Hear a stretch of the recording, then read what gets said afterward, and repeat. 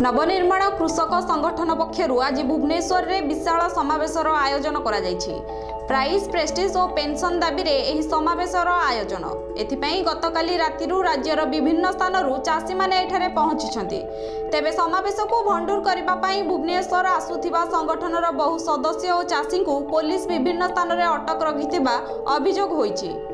कटक और Bhubaneswar rail station रे बहु चाषी को पुलिस अटक रखिछि। गतकाली बड़बिल पुरी एक्सप्रेस रे आसुथिबा नवनिर्माण कृषक संगठनर सदस्यों को कटक रे कमिश्नरेट पुलिस अटकाइबारु उत्तेजना देखा दैथिला। एपरिकी संगठनर सदस्य माने रेल रोक मध्य करथिले।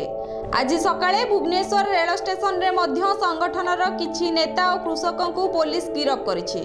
कांग्रेस कृषक सेल पक्षरु नवनिर्माण कृषक संगठनर एही समावेश को समर्थन जणाइछि।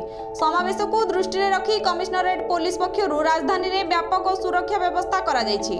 सहरर विभिन्न स्थान रे 50 प्लाटून पुलिस फोर्स को मुतयन करा जायछि।